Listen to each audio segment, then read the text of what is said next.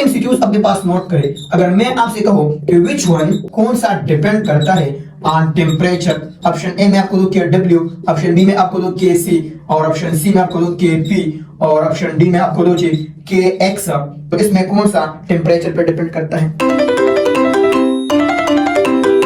Hello मेरे प्यारे साइंटिस्टों, very good morning, evening, afternoon, very you watch this beautiful lecture. आज के लेक्चर में हम इंपॉर्टेंस ऑफ केसी पढ़ेंगे, लेकिन दूसरे इंपॉर्टेंट में हम जाएंगे prediction of extent of a chemical reaction. देखो, केसी हमें एक रिएक्शन के एक्सटेंट के हवाले से भी बात करता है। Extent of a chemical reaction का क्या मतलब है? मतलब कि रिएक्शन कंप्लीट है, इसके हवाले से बात कर रहा है, या रिएक्शन इनकम्प्लीट है, स्टार्ट है, इनिशियल स्टेज है, या एक रिएक्शन कंटिन्यू है, इसके हवाले से बात कर रहा है। तो सर मुझे कैसे पता चलेगा? देखो, वही सेम बात आपने लिखना है, as we know that Kc is equal to product divide by reactant, ये तो आपको पता है। अब देखो, अगर रिएक्टेंट हमारे पास, चलो मैं कांस्टेंट लो, या ये कांस्टेंट है, कांस्टेंट इक्वलिटी, तो मैं ऐसा लिख सकता हूं कि Kc is directly proportional to product, सही, या Kc is inversely proportional to reactant, दोनों में लिख सकता हूं। तो इसका मतलब ये है कि अगर प्रोडक्ट ज्यादा है तो केसी ज्यादा होगा। If product is more then Kc will be large। Kc हमारे पास क्या होगा? लार्ज होगा। अब देखो, अगर Kc लार्ज है, Kc लार्ज है, यहां से आपका एमसीक्यू स्टार्ट होता है। Kc लार्ज है तो क्या होगा? सबसे पहले बात, इस रिएक्शन में प्रोडक्ट मोर है, मोर प्रोडक्ट्स प्रेजेंट। इस रिएक्शन में अगर प्रोडक्ट ज्यादा है, रिएक्टेंट्स लेस होगा। दूसरा एमसीक्यू। तीसरा एमसीक्यू, इस रिएक्शन में प्रोडक्ट ज्यादा है, रिएक्टेंट्स लेस है, तो अगर प्रोडक्ट ज्यादा बन गया तो रिएक्शन भी कंप्लीट हुआ ना। रिएक्शन ऑलमोस्ट कंप्लीट, ये रिएक्शन ऑलमोस्ट क्या है? कंप्लीट हुआ है। अब एमसीक्यूज को नोट करें। चौथा MCQs, product is stable, product stable form, product हमारे पास स्टेबल होगा। पांचवा एमसीक्यूज, रिएक्टेंट इस रिएक्शन में रिएक्टेंट्स अनस्टेबल, ये अनस्टेबल है इसमें। छठा MCQs, reaction this reaction occur fastly, जल्दी होगा, ये रिएक्शन जल्दी होगा। सिक्स एमसीक्यूज है इसमें। KC value large, product more present है। KC value large, reactant less होगा। KC value large, reaction almost complete, क्योंकि प्रोडक्ट बन गया है। KC value large, product stable होगा, क्योंकि ज्यादा ऑप्टेन हुआ है तो स्टेबल ऑप्टेन होगा, ज्यादा वो ऑप्टेन होगा जो हमारे पास स्टेबल बनता है। रिएक्टेंट अनस्टेबल होगा, रिएक्शन भी फास्ट होगा। अब ये सिक्स बातें आपने उलट करना है। अगर केसी हमारे पास कम हो, केसी कब कम होगा? देखो, KC is directly proportional to product, product ज्यादा है, केसी लार्ज होगा। अगर प्रोडक्ट कम है, केसी कम होगा। अगर प्रोडक्ट कम है तो केसी कम होगा। तो देखो, केसी, केस नंबर 2, केस 2 है, केसी वैल्यू स्मॉल, तो फिर क्या होगा? तो इस रिएक्शन में प्रोडक्ट लेस प्रेजेंट, प्रोडक्ट हमारे पास लेस प्रेजेंट होंगे। दूसरा बात, इस रिएक्शन में रिएक्टेंट ज्यादा है, रिएक्टेंट्स मोर प्रेजेंट है। इस रिएक्शन में अगर रिएक्टेंट ज्यादा है तो इसका मतलब ये है कि रिएक्शन अभी इनिशियल स्टेज में है, तो reaction is in initial stage, ये इनिशियल स्टेज में है। अब रिएक्शन हमारे पास इनिशियल स्टेज में है तो रिएक्टेंट तो मोर है, तो इसका मतलब ये कि रिएक्टेंट्स अनस्टेबल है। क्या है? अनस्टेबल है। और इसका मतलब ये कि रिएक्शन स्लोली होगा, स्लोली अकर द रिएक्शन हमारे पास स्लोली अकर होगा। लेकिन एक बात याद रखो, यहां पे ये रिएक्टेंट्स अनस्टेबल और स्लोली अकर, ये दो बातें जो है हम इस कहने से तो कह सकते हैं कि क्योंकि हर एक रिएक्शन का अपना कांस्टेंट केसी होता है, लेकिन क्यूसी के लिए हम ये बातें नहीं कह सकते, क्योंकि अगर एक रिएक्शन हमारे पास इनिशियल स्टेज में है तो मतलब ये रिएक्शन तो स्टार्ट हुआ है, अभी स्टार्ट हुआ है। जैसे अपनी लगा दी तो और चेक करें तो इनिशियल स्टेज में है, अभी स्टार्ट हुआ है, सही। तो आप कैसे बात कर सकते हैं कि रिएक्टेंट अनस्टेबल है और या रिएक्टेंट स्टेबल है, प्रोडक्ट अनस्टेबल है? आप ऐसे बात नहीं कर सकते, लेकिन वो क्यूसी में आप कर सकते हैं। अगर केसी है तो फिर हम केसी में ये बात कर सकते हैं, क्योंकि केसी का वैल्यू हमें ऑलरेडी एक रिएक्शन का पता है। एक रिएक्शन का केसी वैल्यू स्मॉल है तो इसका मतलब है कि उसका रिएक्टेंट स्टेबल है। एक रिएक्शन का केसी वैल्यू लार्ज है तो इसका मतलब है कि प्रोडक्ट स्टेबल है। तो KC value is directly proportional to the product stability. अपने पास लिखो शाबाश। Greater the value of KC, more stable product will form. हमारे पास मोर स्टेबल प्रोडक्ट फॉर्म होगा। Important MCQs, reaction will occur fastly, इसके उलट पे आप देख सकते हैं। अब केस नंबर 3 क्या है? केस नंबर 3 भी यही सेम है, इसको हटा दो, चलो हटा दिया। केस नंबर 3 ये है कि अगर हमारे पास ये केसी वैल्यू स्मॉल भी है और लार्ज भी है, या हम कह सकते हैं कि नेदर स्मॉल नॉर लार्ज। ना हमारे पास स्मॉल है और ना लार्ज है, मतलब मीडियम है। तो फिर क्या होगा?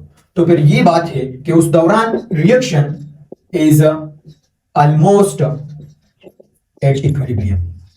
रिएक्शन हमारे पास ऑलमोस्ट इक्विलिब्रियम स्टेज में है और रिएक्शन हमारे पास क्या है? कंटिन्यू है, ये अभी चल रहा है कंटिन्यू से। तो देखो तीन बातें आपने याद रखना है।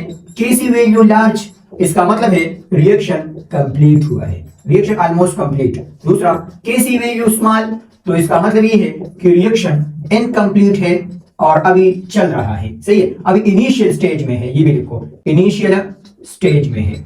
अगर केसी वैल्यू हमारे पास नेदर स्मॉल नॉर लार्ज है, तो इसका मतलब ये है कि रिएक्शन कंटिन्यू है और ये हमारे पास मीडियम पोजीशन पे अभी है, मतलब मिड पे है। इसमें फॉरवर्ड रिएक्शन भी हो रहा है और इसमें बैकवर्ड रिएक्शन भी हो रहा है, कंटिन्यूअसली चल रहा है, या एट इक्विलिब्रियम भी आप लिख सकते हैं। अब मुझे कैसे पता चलेगा कि ये केसी का वैल्यू ज्यादा है, कितना ज्यादा होगा कितना कम होगा? तो देखो एक आसान सा ऑप्शंस आपके पास मैं दे रहा हूं। हमारे पास 100% है, तो 100% से तो ज्यादा नहीं हो सकता ना, तो 100% को फ्रैक्शन फॉर्म में हम 1 लेते हैं, तो केसी वैल्यू लार्ज, तो इसके लिए केसी वैल्यू 1 लिखो, सही। अब यहाँ पे केसी वैल्यू स्मॉल, तो KC value is less then, ये हमारे पास लेस देन होगा 0.5 से, 0.5 से लेस देन होगा। और इसमें आप देखें तो KC value is equal to 0.5। अब इसका मतलब ये है, अगर आपको मैं कहूं कि if KC value is equal to 0.5, it mean forward reaction is equal to the backward reaction, सही। अगर KC value is equal to 1, it mean that reaction is completed, 100% forward reaction occur, सही।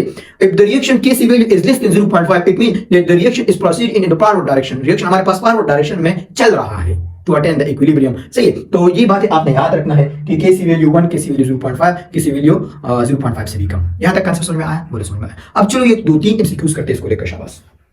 एमसीक्यूज हमारे पास है, if the KC value is very small for a reaction then we can say, हम कह सकते हैं। तो अक्सर स्टूडेंट ऐसे करते हैं कि एमसीक्यूज तो बहुत बड़ा लंबा है, ये कौन रीड करेगा, ये इसमें बहुत नॉलेज होगा और ट्रिक्स होगा, इसको छोड़ दे, कुछ भी नहीं, जस्ट रीडिंग करना है बस।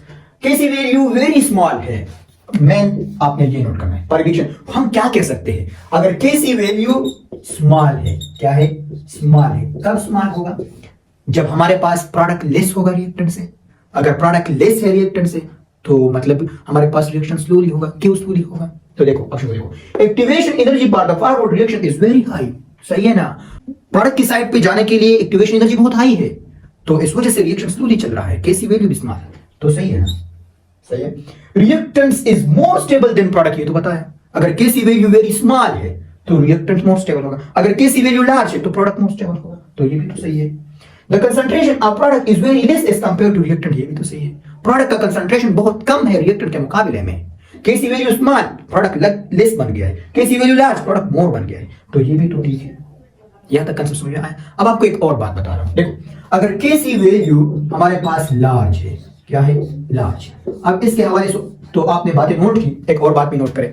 अगर केसी वैल्यू हमारे पास लार्ज है, तो आपको तो पता है कि हमारे पास मोर प्रोडक्ट बनेगा, तो आपको बता दो, आप ऐसा लिख के हमारे पास हाई यील्ड प्रोड्यूस होगा। अब यील्ड क्या है sir? The number of product produce is called yield. Yield हम प्रोडक्ट का सेकंड नेम है, तो high yield and stable yield या स्टेबल प्रोडक्ट्स विल फॉर्म, हमारे पास ये होगा, स्टेबल प्रोडक्ट फॉर्म होगा। तो KC value large, high yield and stable product is form. KC value small है, लो यील्ड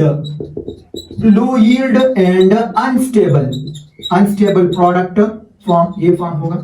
सर मैं तो इसके लिए ये भी लिख सकता हूं, तो सही है ना सर, लो यील्ड हाई यील्ड है। अगर रिएक्टेंट की बात करें तो हमारे पास लेस रिएक्टेंट, इसमें क्या होगा? लेस रिएक्टेंट होगा, और ये रिएक्टेंट क्या होगा? अनस्टेबल होगा। इसमें देखो, इसमें हमारे पास लेस रिएक्टेंट है, अनस्टेबल है, इसमें लो यील्ड एंड अनस्टेबल प्रोडक्ट है। लेकिन रिएक्टेंट की बात करें तो मोर रिएक्टेंट, मैं इस तरह लिखूंगा, मोर रिएक्टेंट एंड स्टेबल रिएक्टेंट, वो रिएक्टेंट हमारे पास स्टेबल होगा। मतलब ये कि आप कौन से की बात कर रहे हैं, रिएक्टेंट की बात कर रहे हैं या प्रोडक्ट की बात कर रहे हैं? तो जस्ट आप प्रोडक्ट को लेकर अक्सर यील्ड आता है। यहां तक कंसेप्ट में आया? बोले समझ। अब और एमसीक्यूज अपने पास नोट करें। अगर मैं आपसे कहूं कि विच वन डिपेंड, कौन सा डिपेंड करता है ऑन टेम्परेचर, टेम्परेचर पे कौन सा डिपेंड कर रहा है? ऑप्शन ए में आपको दो के डब्ल्यू, ऑप्शन बी में आपको दो के सी, और ऑप्शन सी में आपको दो के पी, और ऑप्शन डी में आपको दो के एक्स। तो इसमें कौन सा टेम्परेचर पे डिपेंड करता है? चलो इसमें कौन सा टेम्परेचर पे डिपेंड करता है? डी में मैं दो ऑल ऑफ दिस, तो कौन सा टेम्परेचर पर डिपेंड करता है शाबाश सर? केसी तो आपने बताया टेम्परेचर पर डिपेंड करता है। एसिड बेस में हम ये भी बताएंगे कि आयनाइजेशन ऑफ वाटर का जो कांस्टेंट है ये भी इस पे डिपेंड करते हैं, क्योंकि ये भी केसी है इक्विलिब्रियम के दौरान, लेकिन वाटर का केसी तो हम KW लगाते हैं। अब KP भी तो केसी है, लेकिन इक्विलिब्रियम ऑफ गैसेस है तो ये भी टेम्परेचर पर डिपेंड करता है। तो आल आता है, सब टेम्परेचर पर डिपेंड करता है। यहाँ तक कंसेप्ट समझ आया? बोले समझ में आया? शाबाश, इसको लिख के और हम करते हैं calculation of reactants and product, जो कि इंपॉर्टेंस ऑफ केसी का थर्ड टॉपिक है। हमें केसी बताता है कि इक्विलिब्रियम के दौरान रिएक्टेंट का कंसंट्रेशन कितना है और प्रोडक्ट का कंसंट्रेशन कितना है। इसको लिख के शाबाश।